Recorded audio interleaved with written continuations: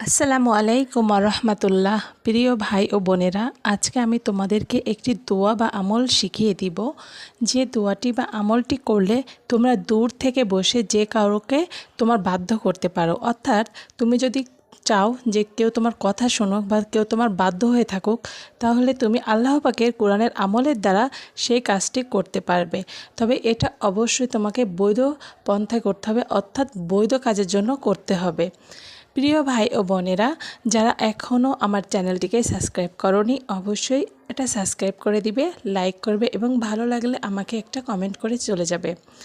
প্রিয় ভাই ও বোনেরা, ভিডিওটি সবাই শেষ পর্যন্ত দেখবে, তাহলে তোমাদের খুবই উপকারে আসবে। এখন চলো দোয়াটি কি আগে সেটি তোমাদেরকে শিখিয়ে দিই। দোয়াটি হচ্ছে ইয়া মুকিতু। ইয়া মুকিতু, এটা আল্লাহ পাকের একটা নাম। এই নামের দ্বারাই কিন্তু তোমরা কাউকে তোমার বাধ্য করতে পারবে এবং এই নামটি তোমাদেরকে 11 বার পাঠ করতে হবে এবং প্রতিদিন এই দোয়াটি তোমাদেরকে পাঠ করতে হবে।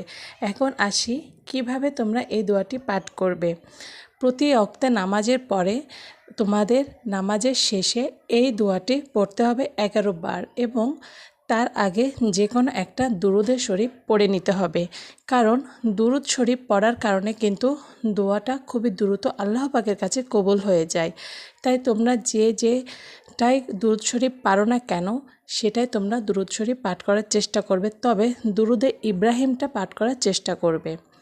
এটা করার পরে তোমরা আল্লাহ পাকের কাছে যদি মোনাজাতে বলো, যাকে তুমি তোমার বাধ্য করতে চাও তার নামটা আল্লাহ পাকের কাছে মোনাজাতে বলবে, তাহলে দেখবে ইনশাআল্লাহ সে তোমার বাধ্য হতে শুরু করবে।